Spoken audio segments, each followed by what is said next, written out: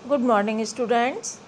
बच्चों, आज मैं आपकी हिंदी पुस्तक साहित्य सागर की संक्षिप्त कहानियों के अंतिम अध्याय 10 दो कलाकार पढ़ाऊंगी, जिसके लेखिका या कहानीकार मन्नू भंडारी हैं। ठीक है बच्चों, कौन है? मन्नू भंडारी। जैसा कि अध्याय है 10 दो कलाकार। दो कलाकार जैसा कि नाम से ही स्पष्ट है, कलाकार किसी कला में निपुण व्यक्ति अर्थात कोई भी व्यक्ति अपनी कला कौशल को किस तरह अभिव्यक्त करते हैं, इसी को कलाकार कहते हैं। ठीक है बच्चों, अभिव्यक्ति की कुशल शक्ति ही तो कला है। ठीक है, जैसे मान लीजिए मूर्ति बनाने में निपुण व्यक्ति को मूर्तिकार कहते हैं, या चित्रकारी में निपुण व्यक्ति को चित्रकार भी कहते हैं।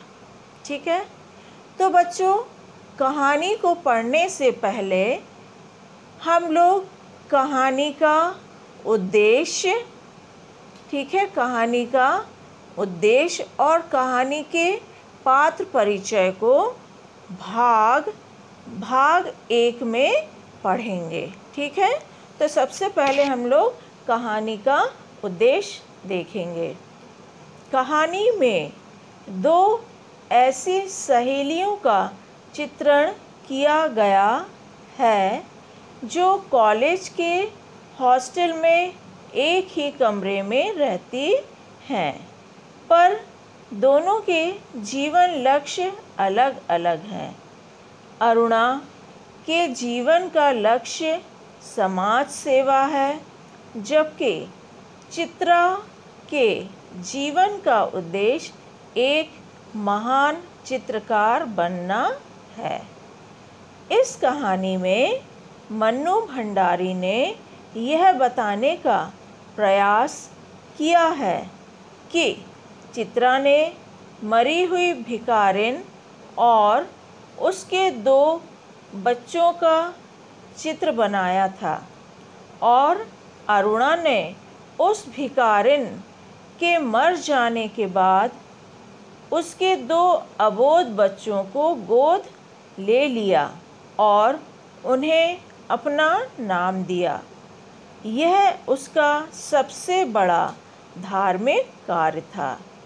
लेखक ने अरुणा को श्रेष्ठ कलाकार बताया। समाज में परोपकार का महत्व है। उस समाज का चित्र बनाने का कोई सार्थक उपयोग नहीं है।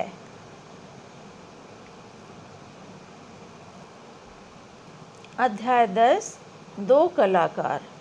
मुख्य पात्रों का चरित्र चित्रण।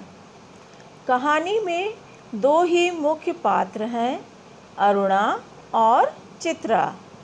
दोनों एक ही हॉस्टल में एक ही कमरे में रहती हैं।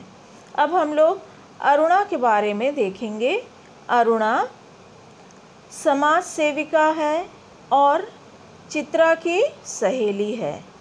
अरुणा के जीवन का उद्देश्य समाज के निर्धन, असहाय तथा शोषित वर्ग की सहायता करके उनके जीवन को बेहतर बनाना है।